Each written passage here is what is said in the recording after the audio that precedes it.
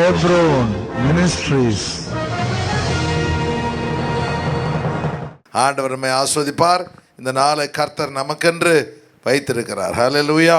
ஆண்டவருடைய வார்த்தைகள். இந்த மாதம் நமக்கு வாக்குத்தத்தத்தின் மாதம், செப்டம்பர் மாதம். கர்த்தர் இந்த மாதத்தில் நமக்கென்று ஒரு வாக்குத்தத்தத்தை கொடுத்துக்கிறார்.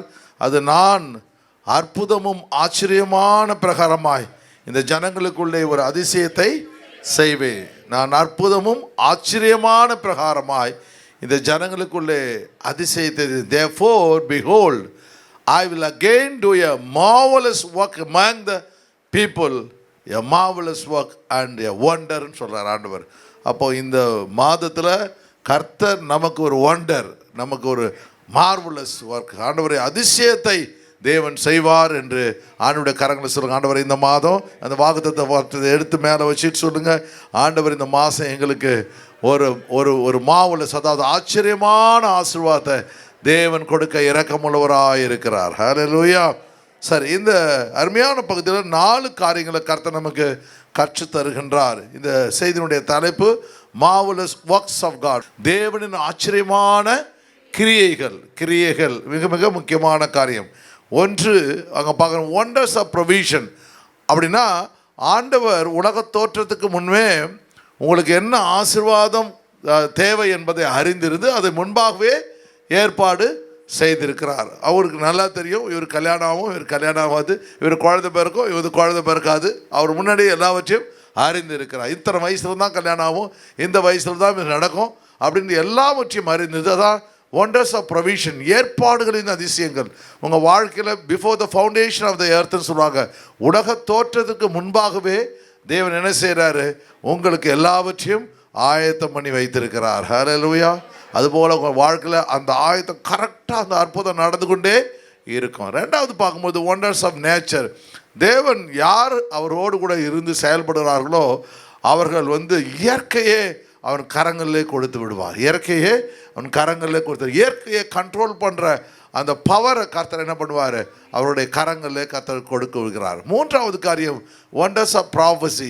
ஆண்டவருடைய தீர்க்க தரிசிகள் மூலமாக கர்த்தர் உங்களுக்கு தீர்க்க தரிசனங்களை கொடுப்பார். அந்த தீர்க்க தரிசனங்கள் ஆண்டவர்கள் வாழ்க்கையில் அதிசயமாய் நிறைவேற்றுவார். ஹல்லேலூயா. மூன்றாவது காரியம். நான்காவது காரியம் ஒண்டர்ஸ் ஆஃப் ஹெவன். ஆண்டவர் உங்களுக்கு பரலோகத்தினுடைய அதிசயங்களை கர்த்தர் உங்களுக்கு நிச்சயமாய் காண்பிப்பார், நிச்சயமாய் செய்வார் என்ற ஒரு விசுவாசம் உங்களுக்கு இருக்க வேண்டும். ஹல்லேலூயா. A heart without dream is like a bird without feathers ன்னு சொல்லுவாங்க. A heart without dream is like a bird without wings. கனவுகள் இல்லாத இருதயம், சிறகுகள் இல்லாத. பக்கத்தில் பாசத்தில் ஒரு 3 டைம் சொன்னீங்கன்னா மைண்டில் ஏறிடும். உனக்கு கனவு இருக்கணும், கனவு இருக்கணும், கனவு தரிசனம். கனவு தரிசனம்னா நீ சிறகில்லாத பறவை. சிறகில்லாத பறவை பறக்க முடியுமா? ஒரு நாள் என்ன ஒன்று, நீ தூங்கும்போது கனவு காணும்போது எட்டி வச்சுக்கூடாது. அதான் பிரச்சனை. நிறைய பேர் கனவு காணும்போது ராத்திரியில் யாரையாவது எட்டி வச்சுவாங்க. என்ன எட்டி வச்சுருந்தா கனவுல வந்துச்சு எட்டி வச்ச அப்படி சொல்லுவாங்க. அதுபோல் ஒரு இருதயன்னு ஒன்று இருந்தால் அதுக்கு கனவுகள் இருக்கணும். அப்படின்னு என்ன அர்த்தம்? இதை அச்சீவ் பண்ணணும், இது வாங்கணும், ஒரு கார் வாங்கணும், ஒரு வீடு வாங்கணும், ஒரு ஊழியக்காரனாக வரணும், என்னென்ன ஆசைகள் ஆண்டவர் உங்களுக்கோடு வச்சுருக்காரோ அந்த ஆசைகளை தேவன் கொடுப்பார். அப்படி இந்த ஆசை இல்லைன்னா ஒரு பறவைக்கு சிறகு தான் மிக முக்கியமான ஒன்று. அந்த சிறகு இல்லைன்னா அதால் பறக்க முடியாது. அது அந்த அந்த அந்த அது படைச்சது, அது பிறந்தது வேஸ்டாக போடும். அதுபோல் உங்களுக்கு ஒவ்வொருவருக்கும் கனவுகள் முக்கியம், தரிசனங்கள் முக்கியம் என்பதை நீங்கள் மைண்டில் வச்சுங்க. சரி, இங்கே பார்க்கும்பொழுது first marvellous work of God. தேவனுடைய ஆச்சரியமான கிரிகள். முதல் 1 ஒண்டர்ஸ் ஆஃப் ப்ரொவிஷன். ஆண்டவர் முன்பாகவே நமக்கு என்ன நடக்கும் என்பதை தேவன் அறிந்து கர்த்தர் வைத்திருக்கிறார். ஹல்லேலூயா. அதில் எக்ஸோடஸ் சாப்டர் யாத்திரையாகமம் 3:20 பார்க்கும் பொழுது, நான் என் கையை நீட்டி எகிப்தின் நடுவிலே நான் செய்யும் சகலவித அற்புதங்களாலும் அதை வாதிப்பேன். அதற்கு பின் அவன் உங்களை போக விடுவான். I will stretch out my hand and strike Egypt with my wonders சொல்றாரு. ஆண்டவர் தேவன் சொல்றாரு, இந்த 430 வருஷங்கள் இந்த இஸ்ரவேல் ஜனங்கள் எகிப்திலே அடிமைகளாக இருக்கிறாங்க. அடிமைகளாக இருந்த மக்களை பார்த்து சொல்கிறாரு, கவலைப்படாத, நான் என் கையை நீட்டி அவர்களை வாதித்து ஒரு அற்புதத்தை உங்கள் வாழ்க்கையிலே நான் செய்வேன். அப்போ நமக்கு விரோதமாக யார் எழும்பினாலும் நாம் அவர்களை குறித்து ஒரு நாளும் என்ன செய்யக்கூடாது, சிந்திக்க வேண்டிய அவசியம் இல்லை. கர்த்தர் நமக்காக ஆண்டவர் அற்புதங்களை செய்ய வல்லமை உள்ளவராக இருக்கிறார். ஹல்லேலூயா. அதற்கு பிறகு பார்வோனை சொல்றார், அதுக்கு அவனை போக விடுவேன். சரி, 21ஆம் வசனம் பாருங்க. அப்பொழுது இந்த ஜனங்களுக்கு எகிப்தியரின் கண்களில் தயவு கிடைக்க பண்ணுவேன். அப்பொழுது இந்த ஜனங்களுக்கு எகிப்தியரின் கண்களிலே தயவு கிடைக்க பண்ணுவேன். I will give these people favorன்றார். ஆண்டவர் தயவு கிடைக்க பண்ணுவாரா? நீங்கள் போகும்போது வெறுமையாய் போவதில்லை. நீங்கள் போகும்பொழுது வெறுமையாய் போவதில்லை. அப்படின்னா ஆண்டவர் வெள்ளி உடைமைகளையும் பொன் உடைமைகளையும் வஸ்திரங்களையும் கர்த்தர் என்ன பண்றாரு, அந்த எகிப்து தேசத்திலே அவர்களுக்கு கொள்ளை பொருளாய் கொடுக்கின்ற அந்த வசனம் சொல்லுது. அந்த வசனம் சொல்லும்போது you shall plunder Egyptian, plunder கொள்ளையிடத்தக்கதான ஆசீர்வாதங்கள். இந்த செப்டம்பர் மாதத்தில் நீங்கள் என்ன சொல்லணும், ஆண்டவரே இந்த செப்டம்பர் மாதத்தில் கொள்ளையிடத்தக்கதான ஆசீர்வாதங்களை எனக்கு தாங்க ஆண்டவரே. ஹல்லேலூயா. அதனால் போய் கொள்ளை அடிச்சிடாதீங்க, கொள்ளையிடத்தக்கதாக ஆசீர்வாதங்கள். ஒரு கொள்ளையிடுறது என்ன அர்த்தம் அப்படின்னா, ஒரு யுத்தத்துக்கு போகும்பொழுது அந்த யுத்தத்தில் ஜெயிச்சிட்டான்னா, அந்த யுத்தத்தில் ஜெயிக்கும் பொழுது அந்த யுத்தத்தில் யுத்தம் பண்ண ஆட்கள் மரிச்சு போயிடுவாங்க, செத்து போயிடுவாங்க.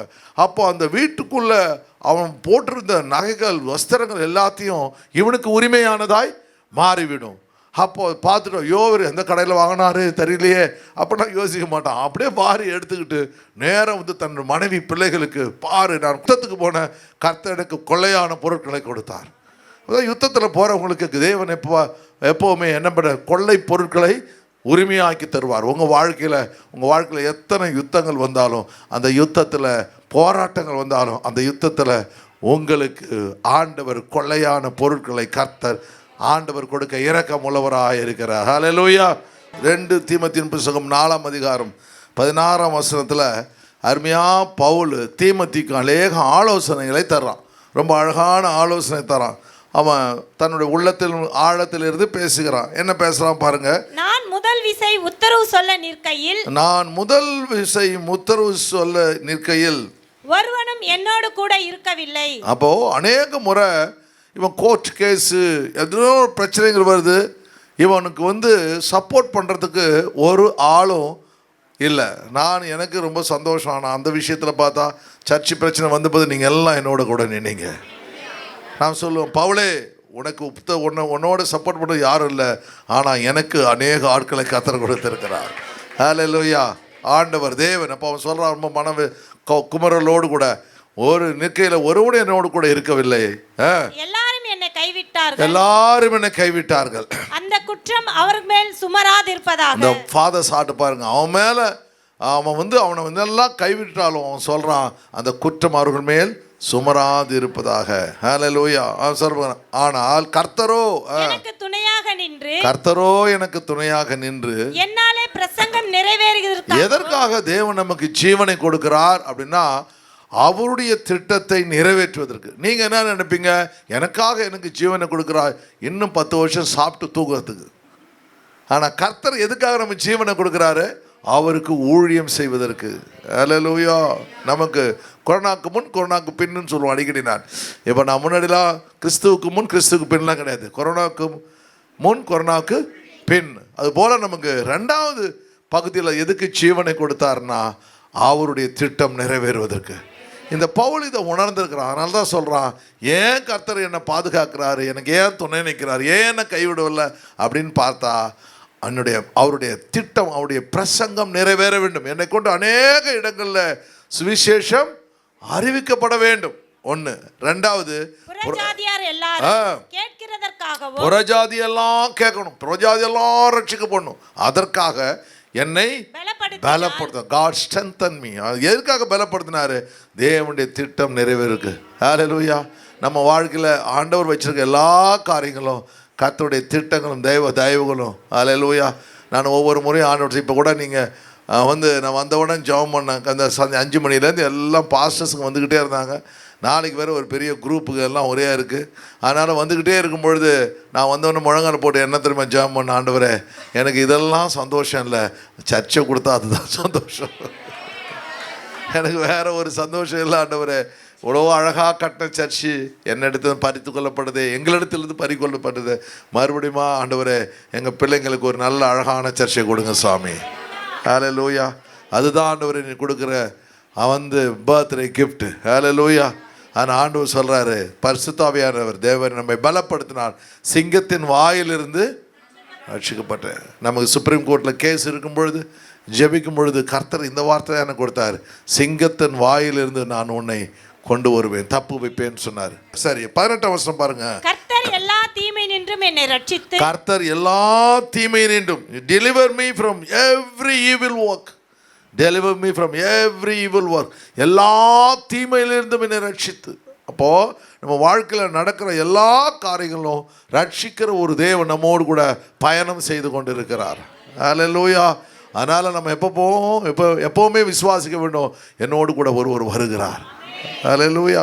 சரியா, தம்முடைய பரம ராஜ்யத்தை அடையும்படி காப்பாற்றுவார். எதுக்காக என்னோடு கூட வர்றார், எதுக்காக என்னை தப்பி வைக்கிறார், எதுக்காக எல்லா தீமையிலிருந்து என்னை பாதுகாத்து கொள்றாருன்னா, நான் அவருடைய பரம ராஜ்யத்திற்கு, ஹெவன்லி கிங்டத்துக்கு போவதற்காக. இப்போ ஆண்டவர்கிட்ட சொல்லணும், ஆண்டவரே எனக்கு என்று ஒரு பரம ராஜ்யத்தை வச்சிருக்கிறீங்க. என்ன அழகா எடுத்து வந்து நம்ம முடிக்கிறத பார்க்க. ரெண்டாவது காரியம், ஒண்டர்ஸ் ஆஃப் நேச்சர், இயற்கையின் அதிசயங்கள். அப்போ முதல்ல பார்த்தோம், நமக்கு எல்லாவற்றையும் முன்னாடியே அவர் ஏற்படுத்தி வச்சிருக்கிறார். ரெண்டாவது காரியத்தில் இயற்கையை நமக்கு வார்த்தைகளுக்கு கீழ்ப்படியும் என்று ஆண்டவர் சொல்கிறார். இந்த செப்டம்பர் மாதத்தில் நீங்கள் சொல்லுவீங்க, ஆண்டவர் தேவன் உங்களுக்காக ஆண்டவர் அற்புதங்களை செய்ய வல்லமை உள்ளவராக இருக்கிறார். ஹல்லேலூயா. போன வாரத்தில் அம்மா சின்ன செடி வச்சுருக்குறாங்க மாடி மேலே. அந்த செடியில் ஃபிக் ஃப்ரூட்டு, அத்திப்பழத்து இவ்வளோ பெருசு, அவ்வளோ பெரிய ஃப்ரூட். அவங்க விசுவாசம் பெருசு. கர்த்தர் அவ்வளோ பெரிய அத்திப்பழத்தை ஆண்டவர் கொடுத்தார். ஹல்லேலூயா. பார்த்தீங்களா, ஒரு சின்ன செடியில் அவ்வளோ பெரிய அத்திமரம், பெரிய அத்திமரம், சின்ன செடி, தொட்டியில் வளர்க்குற செடியில் இவ்வளோ பெரிய அத்திப்பழம் வருது. எவ்வளோ காரியம் வாங்க ஆண்டவர். நீங்களே நீங்கள் பழமுதிர்ச்சி வேலைக்கு போகவே தேவையில்லை, உங்கள் வீட்டிலே நீங்கள் என்ன பண்ணலாம், காய்கறிகளை பயிரிடலாம் என்ற ஒரு அருமையான ஆலோசனையை பாஸ்டர் அம்மா மூலம் கற்றுக்கொள்கிறோம். சரி, அதில் ஒரு இன்ட்ரெஸ்ட் பாருங்க. நீங்கள் ஏதாவது ஒரு இடத்துல என்மால் ஆகணும். நேச்சரை கர்த்தர் நம்ம கரங்களில் கொடுக்குறார். நேச்சரை கரங்களில் தேவன் கொடுக்கிறார். யோசுவாவின் புத்தகம் 10ஆம் அதிகாரம் 12ஆம் வசனத்தில் வாசிக்கும் பொழுது அங்கே பார்க்க, எமோரியரை இஸ்ரவேல் புத்திரருக்கு முன்பாக ஒப்பு கொடுக்கிறார் நாளிலே யோசுவா கர்த்தரிடத்திலே பேசின்னு வருது பாருங்க. வாசிமா. இஸ்ரவேலின் கண்களுக்கு முன்பாக சூரியனே நீ கிபியோன் மேலும் சந்திரனே நீ ஆயலோன் மேலும் ஆயலோன் பள்ளத்தாக்கின் மேலும் தரித்து நில்லுங்கள் என்றான். Sun stand still over Gibeon அப்படி சொல்றான் பாரு. அப்போ ஒரு சூரியனை பார்த்து நீ அப்படியே நில்லு, மூவ் ஆகாத அப்படின்றான். நம்ம பிள்ளைங்கிட்ட சொல்லும் பாரு, வாய் மூடு, பேசாத, ஹோம்ஒர்க் செஞ்சா செய்யல, வாய் மூடு, கை கட்டு அப்படின்னு குழந்தைங்க பயந்துக்கிட்டு என்ன பண்ணோம், கையை கட்டு. பார்த்து இந்த 2 குழந்தைங்க சிரிக்குது பாரு. அது ரொம்ப அனுபவப்பட்டிருக்குதுங்க, அதனால் சிரிக்குதுங்க, அவங்களுக்கு தான் புரியுது இதெல்லாம். அப்போ என்ன பண்ணோம், உடனே அந்த குழந்தைங்க பயப்படும். அந்த போல் ஒரு சூரியனை பார்த்து சூரியனை பார்த்து சன்னுன்னா SON சன் இல்லை, SUN சன்னு பார்த்து அவன் சொல்கிறா, நீ ஸ்டாண்ட் ஸ்டில், அப்படியே நில்லு அப்படின்றான். சந்திரனை பார்த்து நீ வாயை மூடி நில்லு, நான் இவர்களை எமோரியர்களை நான் நியாயம் தீர்க்கும் வரையிலும் வெளிச்சம் எனக்கு தேவைப்படுது, சன்செட்டாக வரவே கூடாது அப்படின்னு சொல்லி அவன் கட்டளை இட்ட உடனே ஆண்டவர் அந்த கமாண்ட்மெண்ட்டு பரலோகத்துக்கு போய் பரலோகம் உடனே எஸ்ன்னு அக்ரி பண்ணுது. உடனே உருவாக்கிய தேவன் என்ன பண்ணுறாரு, அந்த சூரியனையும் சந்திரனும் அந்த வானத்தில் தரித்து நிற்க செய்கிறார். எப்படி இவனுக்கு இவ்வளோ பெரிய விசுவாசம் வந்துச்சு? அதாவது நினச்சி பார்க்காத ஒரு பெரிய விசுவாசம். யாராவது வருவாங்களா? நம்மளுக்கு யோசிப்போம். நீங்கள் சொன்னீங்கன்னா, நான் இப்போ சொன்னேன்னா அப்படியே நிற்குது பார், அப்படி மெட்ரோ ட்ரெயின் நிற்குது பாரு, நிற்குமா அது? ஆச்சு வாய்ப்புன்னு போ அப்படின்னு. ஆமாம், அது என்ன சொல்கிறோம், அது மேலே உடனே நம்ம தவறாக சொல்லிட்டு போனால் நம்மளே டவுட் பண்ண ஆரம்பிச்சிடும், அது நிற்காத போயிடும். அப்போது இவன் சொன்ன உடனே அப்போ இவனுக்கு எப்படி இந்த விசுவாசம் வந்து யோசித்து பார்த்தேன். அப்போ ஆண்டவர் சொல்கிறாரு யோசுவா கூட, நான் மோசையோடு கூட இருந்தது போல நான் உன்னோடு கூட இருப்பேன். இப்போ யோசுவா நினச்சி பார்க்குறான், மோசையோடு கூட இருந்து போல என்னோடு கூட இருப்பேன்னு சொல்கிறாரு. அப்போ நான் மோசையை கூட என்ன இருந்தார் அப்படின்னு யோசிக்கிறான்.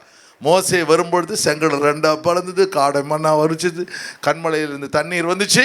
அதுபோல் எனக்கு எதிராக இருக்கிற யோர்தானை நிச்சயமாய் கர்த்தர் ரெண்டாக பிளப்புவார். எனக்கு எதிராக இருக்கிற அந்த எரிகோவை கர்த்தர் ஒன்றுமில்லாமல் அவன் மாற்றுவார்.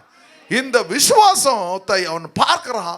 யோர்தான் ரெண்டா பிளக்குது, கால் வைத்த மாத்திரத்தில் எரிகோ இழுந்து விழுது பார்க்குறான். அப்போ கர்த்தர் அவர் என்ன சொல்கிறதெல்லாம் நான் செய்கிறேன், நான் சொல்வதை பரலோகம் கேட்கும். நீ பூமியிலே எதை கட்டுகிறாயோ அது பரலோகத்திலே கட்டப்பட்டு இருக்கும். நீ பூமியிலே எதை கட்ட அவிழ்க்கிறாயோ பரலோகத்திலே, whatever you build on it will be bound in heaven. Whatever you lose on heaven, it will be loosed in heaven. Hallelujah. Hallelujah. If you say yes, the heaven will say yes. If you say no, the heaven will say no. அப்போ ஆண்டவர் நீ சொல்கிற வார்த்தைகளை தான் பரலோகத்தினுடைய திறவுகோள்களை, I'll give you the kingdom of the keys of heaven. பாருங்க, ஆண்டவர் பரலோகத்தின் திறவுகோள்களை நம்மகிட்ட கொடுக்குறார். ஹல்லேலூயா. அப்போ ஆண்டவர் நம்ம மேலே ஒரு பெரிய விசுவாசத்தை இவன் நம்புறான். அங்கே நிற்குது, அந்த யுத்தத்தில் கர்த்தர் அவனுக்கு ஜெயத்தை கொடுத்து விடுகிறார். அதுபோல் ஒரு பெரிய ஜெயத்தை கர்த்தர் இந்த செப்டம்பர் மாதத்தில் கர்த்தர் நமக்கென்று வைத்திருக்கிறார். ஹல்லேலூயா. யார் யாருக்கெல்லாம் வேலை இல்லையோ, யார் யாருக்கெல்லாம் பிஸ்னஸ் சரியாக நடக்கலையோ, யார் யாருக்கெல்லாம் வறுமையில் இருக்கும், யார் யாருக்கெல்லாம் கஷ்டமாக இருக்கலையோ, கர்த்தர் ஆண்டவர் பார்த்து இன்னைக்கு போய் சொல்லுங்கள், இயேசுவின் நாமத்தில் பேங்க் அக்கௌண்ட்டு நீ முழுமாய் நிரம்பு, இயேசுவின் நாமத்தில். ஹல்லேலூயா. கர்த்தர் நமக்கு வேண்டிய இரக்கத்தை கொடுக்க வல்லமை உள்ளவராக இருக்கிறார். அப்போ டிக்ளேர் அண்ட் டிகிரின்னு சொல்லுவாங்க, அன்னைக்கு கட்டளையிடு அது ஆகும். ஹல்லேலூயா. அவனுடைய திட்டங்கள் அங்கே நிறைவேறுகிறதை பார்க்க முடிகிறது, ஆவியான வல்லமையான அபிஷேகத்தை. அதே போல் 2 ராஜாக்கள் 20 வாசிக்கும் பொழுது அங்கே ஏசியா சொல்கிறான் பாருங்க, அந்த சூரிய கடிகாரத்தினுடைய முள் 10 பாகை பின்னாடி போக நான் கட்டளையிடுமா சொன்ன உடனே அந்த 10 பாகை சூரிய கடிகாரம், அந்த சன் கிளாக் அந்த நாட்கள் ரொம்ப ஃபேமஸ் இல்லை. அப்போது அதை யாராலும் மாற்ற முடியாது. அப்படியே அந்த அந்த அந்த மூணுடைய மூமெண்ட்டை வச்சு அது கரெக்டாக காமிக்கும். அவற்றையே ஒரு தீர்க்கதரிசி வார்த்தை கீழ்ப்படிஞ்சு அந்த முள் பின்னாடி வர ஆரம்பிச்சிருச்சு. ஹல்லேலூயா. ஹல்லேலூயா. அதுபோல் கர்த்தர் என்ன பண்ணுவார், உங்களுக்காக இயற்கையை உங்கள் கரங்களில் கர்த்தர் கொடுப்பார். ஹல்லேலூயா. ஆண்டவருடைய திட்டங்கள் தேவதாவி. அதான் மார்க்கின் புத்தகம் 11ஆம் அதிகாரத்தில் ஆண்டவர் சொல்கிறாரு, அருமையாக சொல்கிறாரு, நீங்கள் தேவனிடத்தில் விசுவாசமுள்ளவராயிருங்கள் அப்படின்னு சொல்லிட்டு சொல்கிறாரு. அப்போது ஒரு மலையை பார்த்து நீங்கள் சமுத்திரத்தில் போய் விழு என்றால் அது தள்ளுண்டு போகும். ஒரு மலையை பார்த்து போன்னு சொன்னால் அது போகும். அப்படிப்பட்ட விசுவாசம் உங்களுக்கு இந்த மலையாக இருக்குது, எப்படிரா இது அப்படின்னு நம்ம நினைக்க வேணாம். நீங்கள் எதை சொல்லுகிறீர்களோ அது நிச்சயமாய் நடக்கும் என்று கர்த்தர் சொல்கிறாரு. அதனால தான் 24 சொல்கிறாரு, ஆதலால் நீங்கள் ஜெபம் பண்ணும்போது, அப்போது உங்களுக்கு ஒரு காரியம் நடக்கணும்னா நீங்கள் ஒரு ஜெப வீராங்கனையா இருக்க வேண்டும். ஹல்லேலூயா. 100 மீட்டர் ஓடுற வீராங்கனை கிடையாது, ஜெப வீராங்கனையா இருக்கணும். அந்த ஜெப வீராங்கனை ஜெபத்தில் நீ கேட்டினா ஆண்டவர் சொல்றார், ஜெபம் பண்ணுவது எவைகளை கேட்டுக்கொள்கிறீர்களோ, வாட் எவர் யூ ஆஸ்க், இல்லையா? நீங்கள் எவைகளை what ever things you ask when you pray, நீ எதை ஆண்டவர், எனக்கு வேலை வேணும் ஆண்டவரே, என் பிள்ளைகள் நல்ல படிப்பு. இன்னைக்கு கொஞ்ச நேரத்துக்கு முன்னாடி நம்ம பிள்ளைங்க வந்தாங்க என்ன கிரீட்டிங் சொல்கிறதுக்கு. நான் அந்த பிள்ளைங்கிட்ட சொன்னேன், அது மாதிரி இந்த பிள்ளையை கர்த்தர் ஐஏஎஸ் மாற்றும் ஆண்டவரே. எனக்கு ஆசை என்னன்னா, சீக்கிரத்தில் நம்ம சர்ச்சில் ஒரு ஐஏஎஸ் கலெக்டரை பார்க்கணும். உலகத்தில் எல்லாம் ஆகிட்டு நீங்கள் ஆகலாம், எவ்வளோ எனக்கு வேதனை. ஊர் ஃபுல்லாக சொல்லிட்டு கிடக்குறேன். எல்லா சர்ச்சில் அண்ணா எங்கள் சர்ச்சில் ஆகிட்டாங்க, அண்ணா எங்கள் இல்லைப்பா உங்கள் சர்ச்சு என் சர்ச்சில்ப்பா ஆகலையப்பா அப்படின்னு வரக்கூடாது.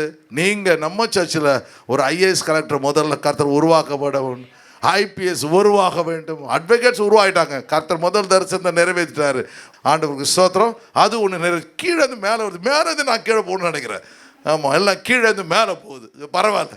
அதனால் ஐஏஎஸ் கலெக்டர் அப்படியே ஜெபம் பண்ணினே இருக்கணும். இயேசுவின் நாமத்தில், இயேசுவின் நாமத்தில் ஆண்டவரே ஐஏஎஸ் ஆன் ஜெபிக்க கர்த்தர் எல்லாவற்றையும் நான் எக்ஸாம் எழுதும்போது சொல்லிட்டு, ஆண்டவரே நான் படித்தது மட்டும் வரணும் ஆண்டவரே